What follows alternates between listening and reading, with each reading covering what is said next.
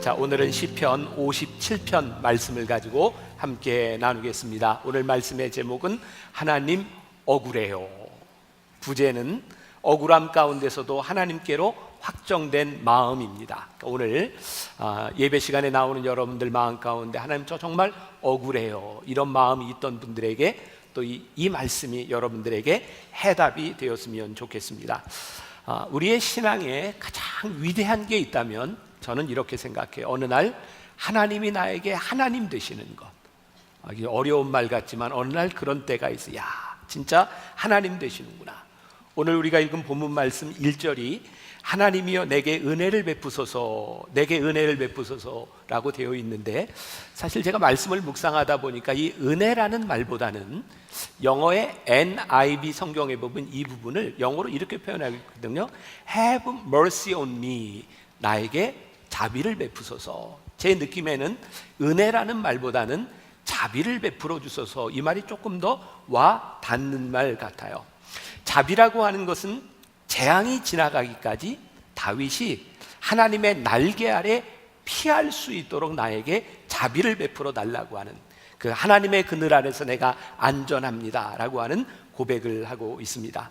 하나님께서 날개를 쫙 접어주시면 그 날개 아래 피하게 될 것이고, 하나님께서 날개를 쫙 펴주시면 그 그늘 아래서 햇볕을 피하게 될 것이고, 제가 말씀을 준비하고 이렇게 묵상하면서 이렇게 몇 개의 문장들을 이렇게 써봤는데, 이것도 참 제가 썼지만 참 볼수록 좋더라고요. 그래서 그대로 한번 읽어드릴게요. 하나님의 자비는 우리를 새로운 환경 가운데 옮겨놓는 것이 아니라 우리가 견뎌야 하는 삶의 자리에서 그늘이 되어주시는 것이다. 다시 한번 읽어드릴게요.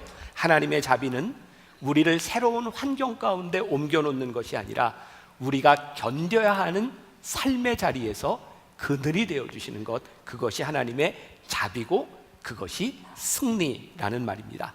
어떤 분이 이런 유명한 글을 또 썼더라고요. 그리스도인은 위험의 부재가 아닌 하나님의 임재 안에서 안전을 발견한다. 그러니까 사실 우리들이 살아가면서 많은 위험을 경험하는데 그것이 문제가 아니라 하나님의 임재 안에서 우리들이 안전하다. 다윗이 오늘 그런 고백을 하고 있는 거예요.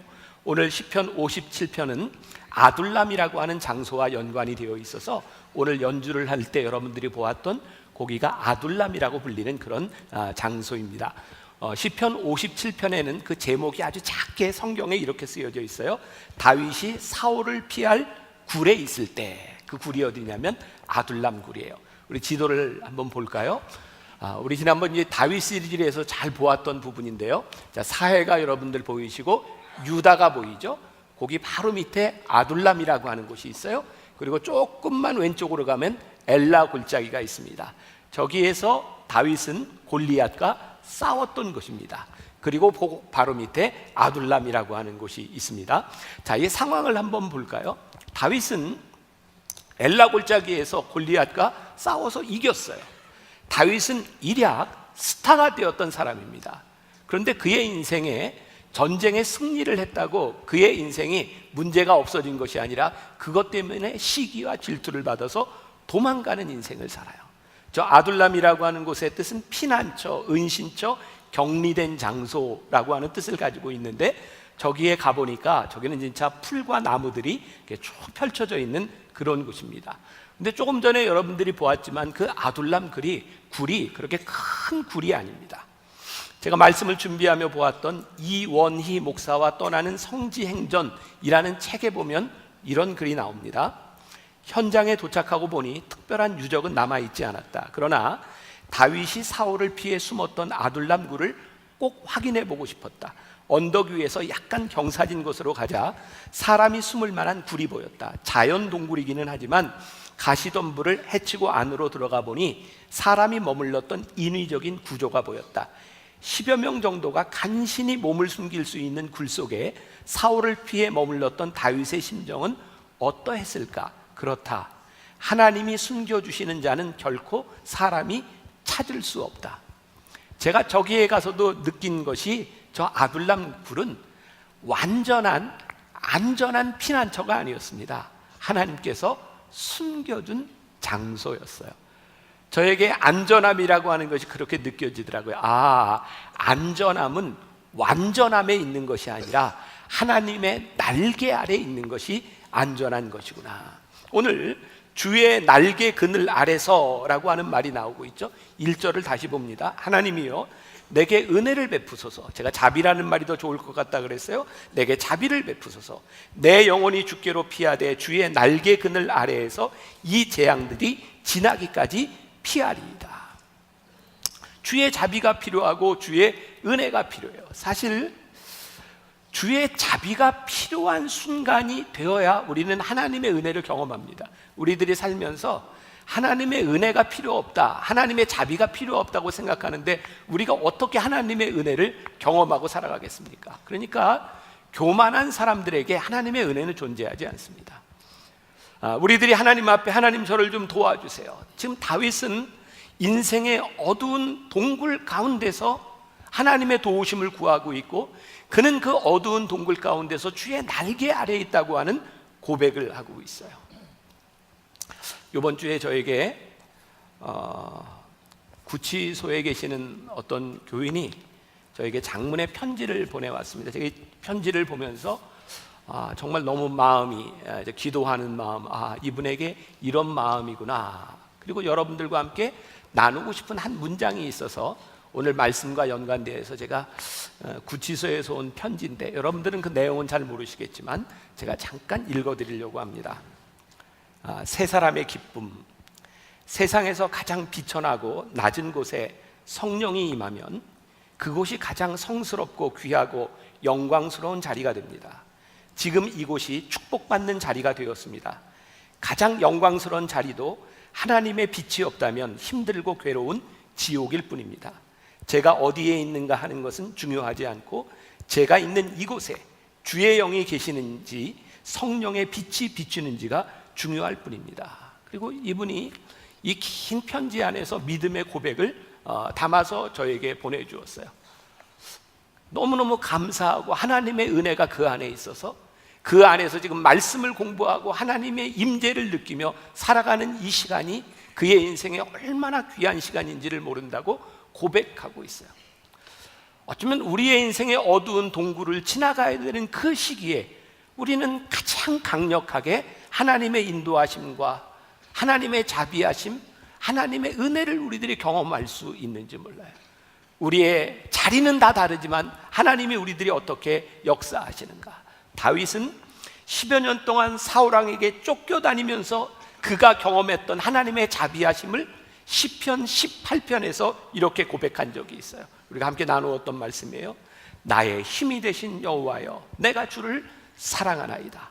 여호와는 나의 반석이시오, 나의 요새시오, 나를 건지시는 이시오, 나의 하나님이시오. 내가 그 안에 피할 나의 바위시오, 나의 방패시오, 나의 구원의 뿌리시오, 나의 산성이시오다. 다윗은 고난의 시기를 지나가며 참 다양한 하나님을 경험해요. 그가 수렁에 빠져 있을 때 반석 위로 끌어올려 주시는 하나님을 경험했고, 적들에게 노출되어 있을 때 그를 돌봐주시는 요새이신 하나님을 경험하고, 적들의 덫에서 건지시는 하나님을 경험하게 되고, 그 다윗은 나에게 은혜를 베풀어 달라고 이렇게 고백하며 2절에서 이렇게 얘기합니다.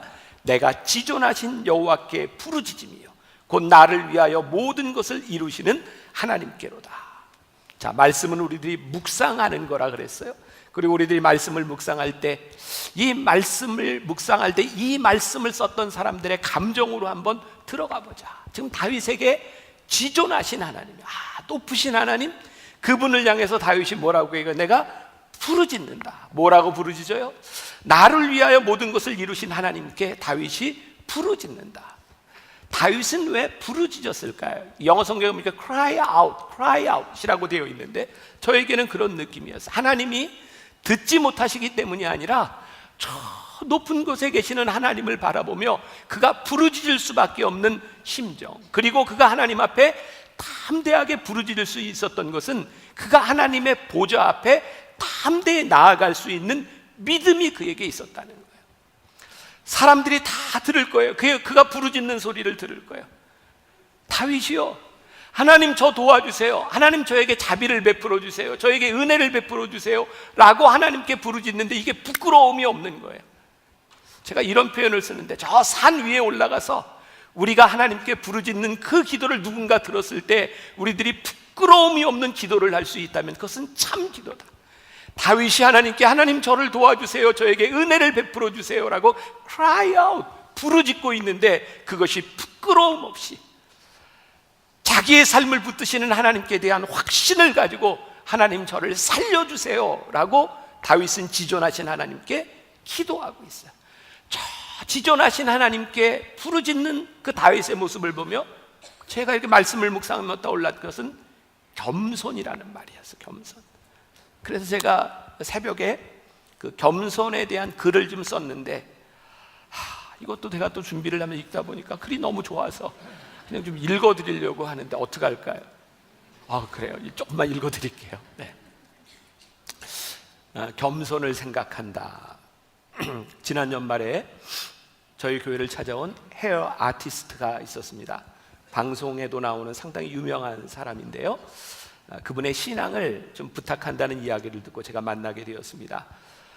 그리고 그분의 샵을 제가 찾아가게 되었고 그곳에서 그분이 크리스마스와 송구영신 예배를 드리는 동안 내내 강단에 서 있는 제 머리를 보면서 저 머리가 어떻게 깎으면 좋을까 두상을 생각하면서 고민하고 제 머리를 꼭 깎아주고 싶었다는 이야기를 들었고 저는 처음으로 이 머리도 아티스트가 생각할 여지가 있다는 사실에 놀랐습니다. 그리고 처음으로 전문가의 손길에 제 머리를 맡긴 적이 있습니다. 겸손이라는 말로 좀 돌아가 보겠습니다. 한 분야에서 성공한 사람, 그렇지만 공허하고 외로운 사람, 그래서 자신을 지으신 분이 누구인지를 찾고 싶어서 교회를 찾아온 분에게 제가 이렇게 말을 했습니다. 선생님, 우리 인생에서 가장 가치 있는 일이 무엇일까요?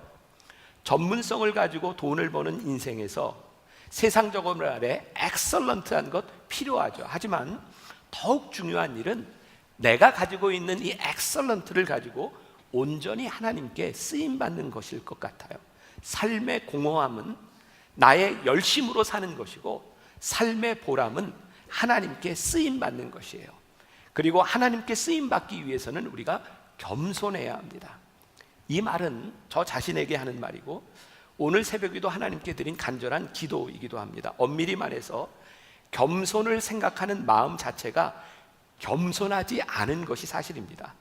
겸손하겠다고 하는 마음 가운데는 이미 나는 자랑할 것이 많다거나 교만하다는 것을 반증하고 있기 때문입니다.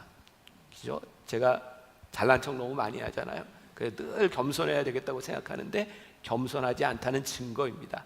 그런데 하나님께서는 겸손한 자를 찾으신다고 하니 겸손을 위해 기도해야 하는 것이 사실입니다. 어쩌면 겸손이란 하나님 앞에서 매일매일을 씨름하며 내 속에 있는 욕망과 싸우는 것이 아닐까요? 겸손이라는 말이 내 속에 있을 때 적어도 세상에 살면서 하나님을 바라보는 갈망이 생기는 것 때문이 아닐까요? 다시 아티스트의 이야기로 넘어가 보겠습니다. 그분이 이런 말을 하더군요. 이름이 나면 날수록 겸손해야 되겠다는 마음이 들어서 그런데 그렇게 사는 게 너무 힘들더라는 거예요. 사람을 만나면서 겸손해 보이도록 하면 할수록 내가 얼마나 교만한지가 자꾸 드러나니 말입니다. 그래서 이렇게 생각을 해보자고 했습니다. 당신이 가지고 있는 최고의 것이 그저 하나님 앞에서 쓰임받는 것, 그것이 너무 기쁘고 감사한 것, 그것이 겸손이 아닐까라고 말입니다. 오늘도 하루가 우리에게 주어집니다. 하나님은 우리의 완전한 마음이 아니라 하나님을 향한 갈망을 바라고 계시지 않을까요? 오늘도 저는 겸손을 생각합니다. 이 말은 이미 겸손하지 않다는 뜻임을 저 스스로 알고 있습니다. 하지만 그 마음 때문에 싸우고 있는 저의 마음을 하나님께서 보시고 받으시리라고 믿습니다.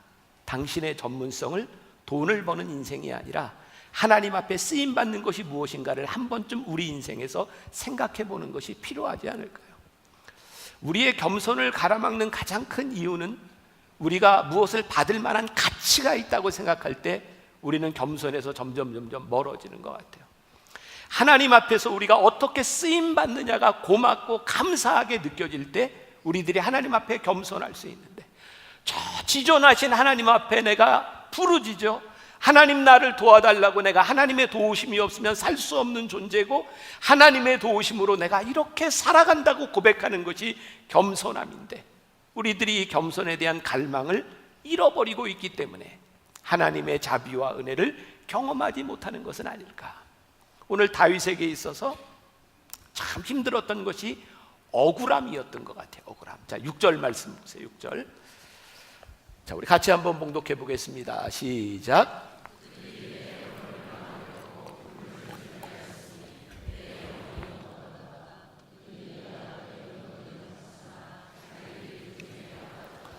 자, 여기에 내 영혼이 억울하도다 이런 표현이 있어요. 그들이 내 걸음을 막으려고 그물을 준비하였으니 내 영혼이 억울하도다. 그런데 그 다음에 반전이 있죠. 그들이 내 앞에 웅덩이를 팠으나 자기들이 그 중에 빠졌도다. 그리고 셀라라는 말이 나옵니다. 오늘 여기 여러분들이 좀 배울 수 있는 중요한 포인트 중에 하나입니다. 자, 다시 아둘람에 있는 다윗의 심정으로 한번 돌아가 보겠습니다. 이 아둘람 굴은 다윗의 고향이었던 베들레헴도 그렇게 멀지 않은 곳이에요. 조금 전에 이야기했던 엘라 골짜기, 그가 물맷돌을 가지고 골리앗을 쳐서 이겼던 승리의 장소도 그렇게 멀지 않은 곳이었어요. 근데 하나님 억울한 거예요. 하나님, 언제 제가 저한테 기름 부어 달라 그랬습니까? 어느 날 사무엘이 와가지고 머리에 기름 붓고 너 왕이 될 거라 그랬어요. 그래 제가 뭐 왕 되려고 뭐 노력한 거 있습니까? 저 양쳤잖아요. 제가 뭐 골리앗하고 싸우려고 그랬습니까? 아버지가 형제들한테 밥 갖다 주라 그래서 밥을 가져다 주러 갔는데 글쎄 저 큰 거인이 하나님을 모욕하는 얘기를 듣고 제가 참을 수 없어 물맷돌을 가지고 때린 거, 제가 뭐 영웅 되려고 했습니까? 그냥 때렸더니 넘어지더니 그가 죽더라고요. 그러니 사람들이 저한테 막 뭐 사울왕은 천천히요, 다윗은 뭐 만만히요, 제가 졸지에 그냥 그렇게 된 거 아닙니까? 그런데 왜 그것으로 인해서 내가 원했던 일도 아니고 내가 생각했던 계획했던 일도 아니고 내가 잘못한 일도 없는데 왜 그 일로 인하여 내가 이 아둘람굴에 숨어 있어야 되는 겁니까? 다윗이요 사울왕에게 쫓겨서 처음에 블레셋으로 도망을 갔어요. 적군의 땅에 도망을 갔는데 그를 알아보고 죽이려고 하니까 미친 흉내를 내고 미친 척하며 돌아왔던 굴이 아둘람굴이었어요. 하나님, 내 인생이 너무너무 억울합니다. 우리의 억울함은 언제 느껴지는 감정일까요? 내 인생이 이해가 되지 않는 거예요. 하나님, 이건 내가 원했던 일이 아닙니다. 세상이 내 맘 같지 않습니다. 그래서 억울한 거예요. 오늘 이 다윗의 억울함을 생각한다면 여기 있는 오늘 예배드리는 우리들 가운데 억울한 사람이 얼마나 많이 있습니까? 내 인생이 이해가 되지를 않는데. 칼 바르트라고 하는 유명한 신학자가 이런 문장을 썼는데, 제가 이 문장을 이해하는데 좀 많은 시간이 걸렸습니다. 들어보세요. 하나님으로 인해 화나지 않는 사람은 그분이 아니라 자신을 섬기고 있는 사람이다.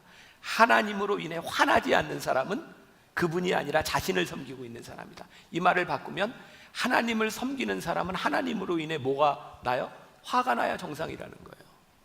하나님을 믿는데 하나님을 믿으면 하나님으로 인해 화가 난다. 이게 이런 말이구나. 본질적으로 하나님과 우리는 다른 존재고 우리가 하나님을 다 이해할 수 없고 하나님은 우리의 사고 속에 우리의 생각 속에 갇힌 분이 아니기 때문에 진정으로 우리들이 하나님을 믿는다면 하나님이 하시는 일은 우리를 화나게 할 수 있고 그 갈등에서부터 신앙생활이 시작되는 것이구나. 그러니까 우리들이 하나님을 믿는다고 고백하는 순간부터 우리는 사실은 갈등 속으로 들어가는 거예요. 이 갈등으로 인하여 우리는 신앙의 길을 가게 되는 거예요. 만일 우리들이 하나님을 믿는다고 하면서 모든 것들이 완벽하게 처음부터 이해된다면 우리는 하나님을 믿는 것이 아니라 나 자신을 숭배하고 내 생각대로 살아가고 있는지 몰라요.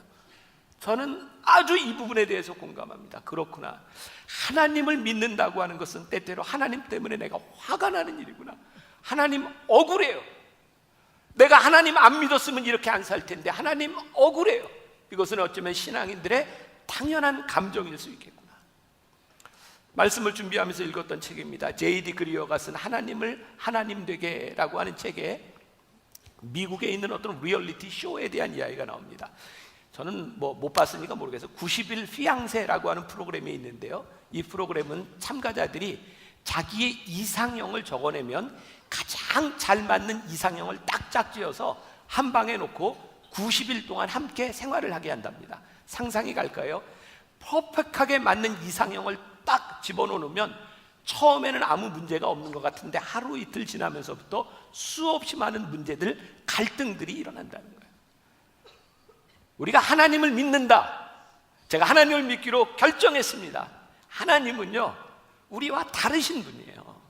우리의 생각과 다르신 분이고, 하나님은 하나님이시고, 하나님이 우리들에게 하나님 되게 느껴지기 전까지 우리가 하나님을 믿는다고 하는 이 신앙은 절대로 우리들의 마음속에 맞아 들어가지 않아요. 그래서 하나님 믿는 것으로 인해서 우리는 때로 갈등할 수 있고, 그것으로 인하여 억울할 수 있어요. 그런데 다윗이요, 하나님 억울해요. 그들이 웅덩이를 파놓고 나 너무 억울해요 라고 이야기를 했는데 어떤 것을 보았냐면, 그들이 파놓은 웅덩이에 그들이 빠진 것을 바라보면서 셀라라고 하는 말이 나오고 있어요. 제가 이야기하겠지만, 하나님이 이런 분이시구나 라고 생각하니까 그때 비로소 다윗이 하나님을 찬양하게 되었다. 여러분, 우리들의 삶에 이해하지 못했던 억울했던 순간들이 지나가며, 하나님 이런 분이시군요, 하나님을 찬양합니다. 이때 하나님이 하나님 되게 느껴지는 순간이에요. 다윗은 분한 마음을 가지고 있었어요. 이해할 수 없었어요. 그런데 오늘 셀라라는 말이 등장하고 있어요. 제가 이 셀라라고 하는 말을 네이버 지식백과에서 이렇게 쳐봤어요. 셀라가 이런 뜻이더라고요. 목소리를 높이다, 찬양하다. 시편 150편 중에 이 셀라라는 말이 71번 등장하니까 거의 두 편의 하나깔로 이렇게 셀라라고 하는 말이 등장하고 있습니다. 이 70인역이라고 하는 성경에 보면 이 셀라라고 하는 말이 어떻게 쓰여지냐면, 이렇게 사람들이 함께 찬양을 할 때 이 셀라라는 부분은 관현악 부분으로 이렇게 고조되는 부분, 짜자자자자잔 뭐 이렇게 되는 게 그게 셀라라는 거예요. 하나님 억울합니다. 그런데 그들이 저 구덩이에 빠졌습니다. 우리 식으로 한다면 그 얘기를 들었더니 지화자 좋다, 지금 이런 거예요. 상황이 반전된 거예요. 셀라, 하나님 저 억울합니다. 그런데 그들의 웅덩이에 빠지는 걸 보면서 셀라, 그리고 그의 삶이 역전된 거예요. 찬양된 거예요. 우리들의 삶의 역전, 하나님을 찬양하게 되는 것, 셀라, 여기에 지금 이 반전이 등장하고 있는 거예요. 자, 7절과 8절 말씀 봅니다. 그 셀라라고 하는 찬양을 하게 되며 다윗이 이렇게 결심하게 되는데, 같이 봅니다. 7절 8절. 하나님이여, 내 마음이 확정되었고 내 마음이 확정되었사오니 내가 노래하고 내가 찬송하리이다. 내 영광아 깰지어다, 비파야 수금아 깰지어다, 내가 새벽을 깨우리로다. 이제 더 이상 억울함의 마음을 빼앗기지 아니하고 하나님을 바라보기로 결심했다. 내 영혼이 결심되었다. 사울에게 쫓겨서 점점 깊이 숨어있던 그의 인생 가운데서 이제 내 마음이 확정되어 하나님을 찬양하겠노라고, 그의 마음을 결심하겠노라고 이야기하고 있어요. 우리가 이제 시편에 대한 말씀을 계속 나누고 있으니까 여기에 관계된 찬양이 하나 있어요. 모든 상황 속에서 주를 찬양할지라. 우리 다윗의 마음으로 한번 이 찬양을 같이 불러보면 좋겠습니다.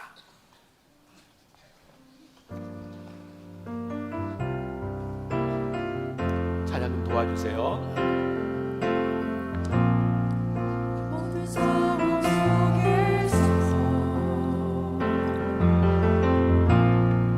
주를 찬양할지라.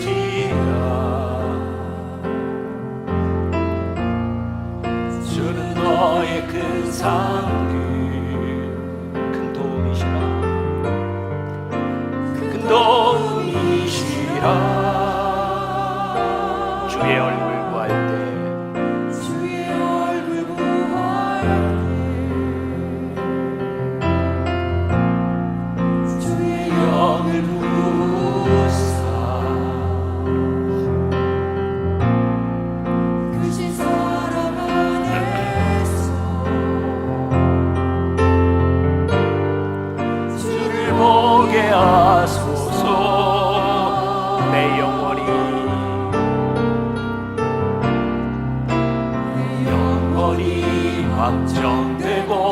확정되었사오니 믿음의 눈 들어 주를 바라봅니다.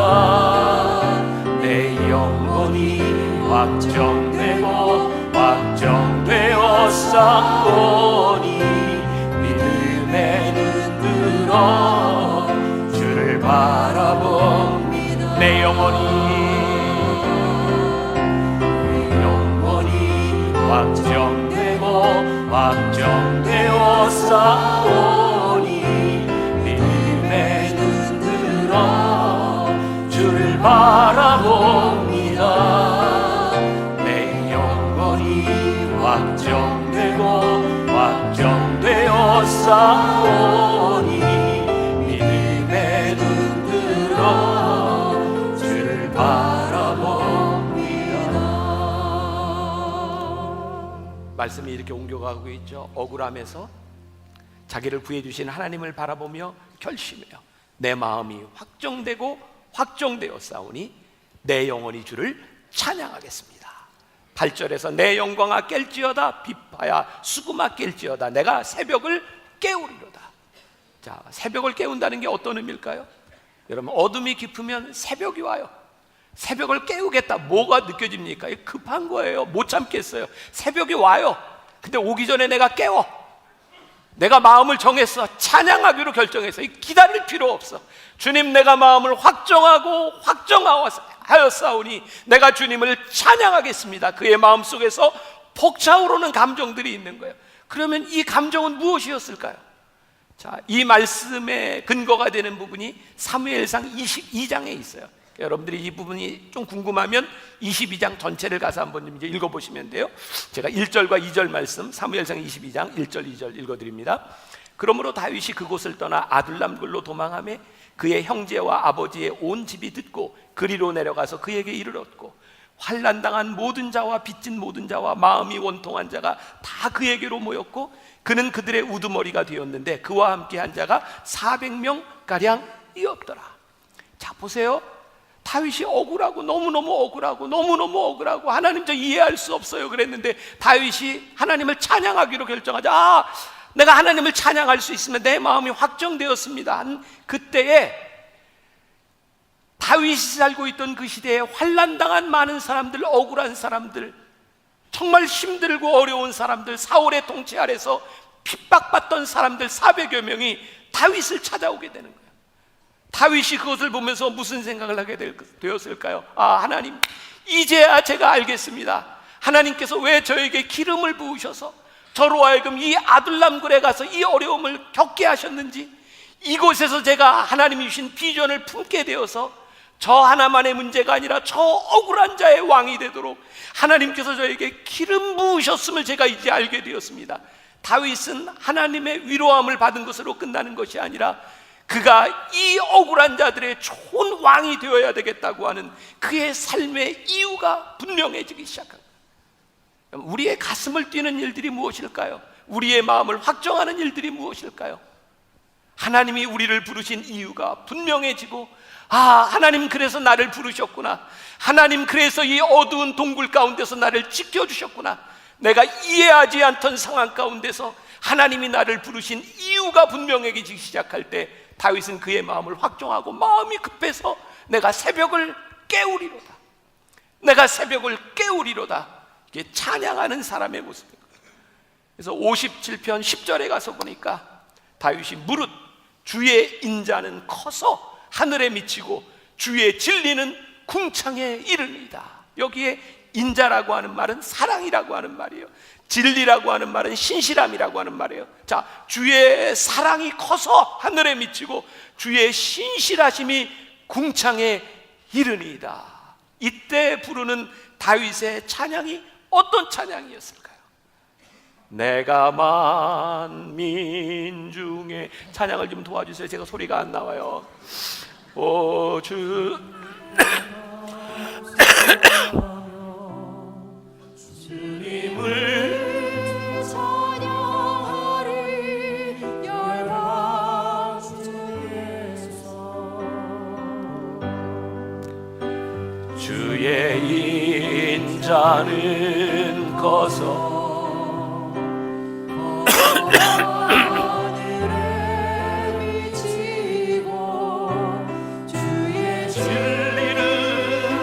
넓은 궁창에 이르나니 하늘 위에 주는 높이 들리며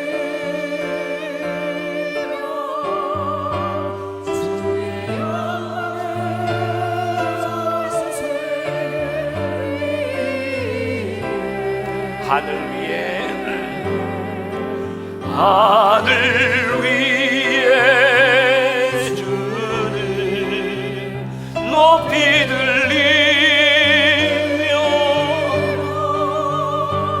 주의 영광을 세계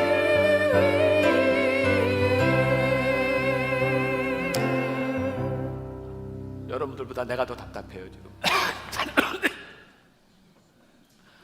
이런 느낌이었을 거예요. 다윗이 가지고 있었던 와, 주의 인자는 커서 와 하늘에 미치고.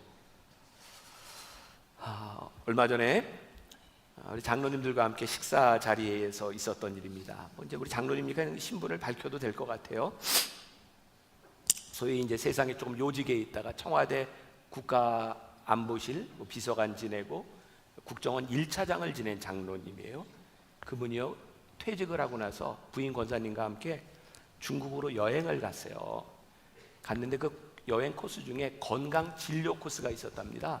그래서 이제 뭐 진맥도 하고 이제 한약 짓는 그런 코스가 있었는데, 그래서 그 코스에 가서 딱 진맥을 줬는데 그 사람이 우리 장로님을 보고 그러더래요. 아이고 오랫동안 너무 고생해서 진이 다 빠져서 보충을 좀 해야 되겠어요. 용하다 이런 생각이 들었대요. 근데 또 권사님 또 진맥을 딱 하더니 큰 병을 앓으셨죠? 용하다. 그래서 100만 원이 넘는 거액을 주고 한약을 사가지고 와서 먹는 날부터 계속 설사를 했대요. 근데 비싼 약이라 버릴 수도 없고 고민을 했다는 거예요. 참 제가 그 얘기를 듣고 우리 청와대 국가안보실에 있는 사람이 저렇게 속으니 우리나라가 이게 안전할까? 막 이런 생각이 막 들고 그랬어요. 근데 그 장로님한테 이런 얘기했어요. 장로님 나이에 은퇴하고 진 빠지지 않은 사람 있으면 나와보라 그러세요. 권사님 나이쯤 돼서 큰 병 한번 안 알아본 사람이 얼마나 될까요? 사람이 참 쉽게 속습니다. 왜 속는지 아세요? 세상이 속이려고 하니까 우리가 속아 넘어가는 겁니다. 세상은 왜 우리를 속이는지 아십니까? 우리를 사랑하지 않기 때문입니다. 우리를 돈벌이 대상으로 보기 때문에 우리를 충분히 속이는 겁니다. 여러분, 우리가 하나님을 찬양하며 하나님의 신실함에 대해서 우리들이 하나님을 찬양할 수 있는 이유가 뭔지 아세요? 하나님은 우리를 속이시지 않습니다. 하나님은 신실하십니다. 왠지 아세요? 하나님은 우리를 사랑하시기 때문에 그래요. 이것을 우리들이 말로 표현할 수 없는 거예요. 그게 다윗이요, 그 벅찬 마음을 가지고 아둘람 동굴에서 하나님 나를 이렇게, 하나님의 사랑과 인자하심이 이렇게 커서 내가 하나님을 찬양할 수밖에 없습니다 라고 하는 이 감정은요, 이 세상 사람들에게서 얻을 수 있는 감정이 아니라 그가 자기를 지켜주시고 인도하신 그 하나님을 바라보며 그가 감격함 가운데서 하나님을 향해 불렀던 찬양의 모습이 있어요. 우리 오늘 말씀에 대해서 우리 잠깐 리스판스도 하고 우리 찬양을 좀 듣고 불렀으면 좋겠습니다. 우리 오늘은 이제 M클래식 함께하는 팀들이 함께 나누어 줄 텐데요. 우리 M클래식 대표를 맡고 있는 우리 장수민, 그리고 장수민 신랑, 그리고 장수민 시동생, 이렇게 셋이 함께 연주하겠습니다.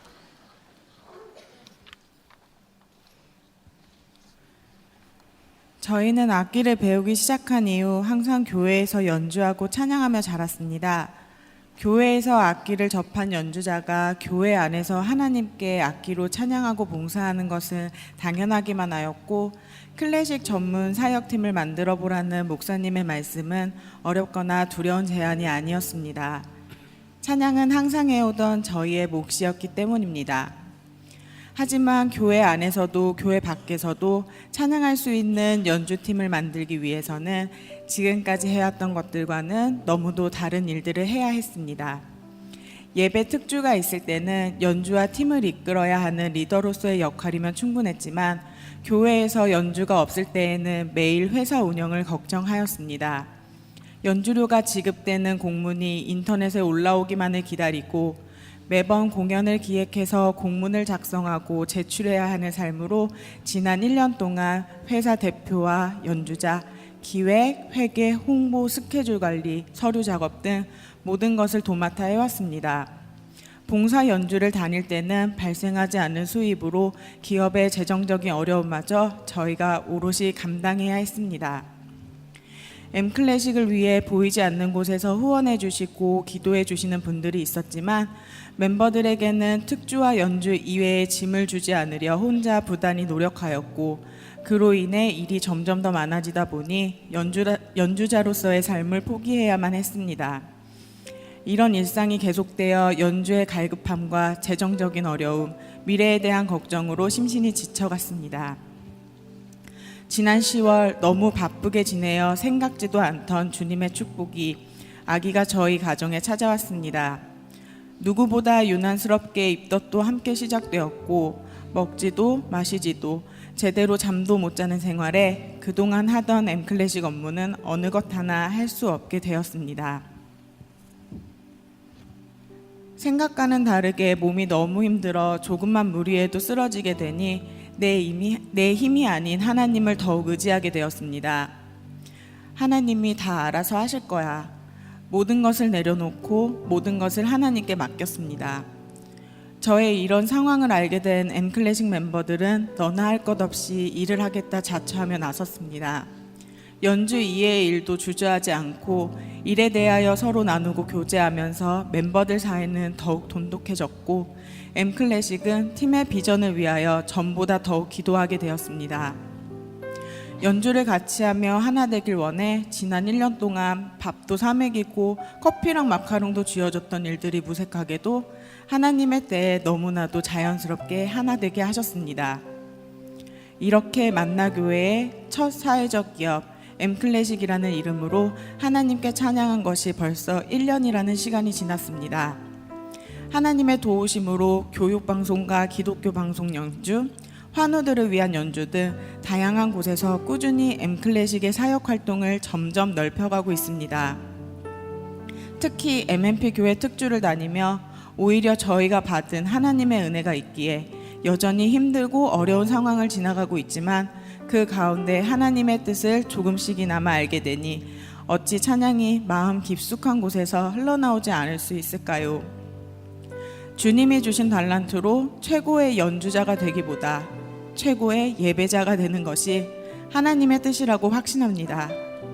하나님을 찬양하는 도구로 사용되기를 기도하고 그렇게 쓰임받는 M클래식을 기대하기에 감사 찬양을 드립니다.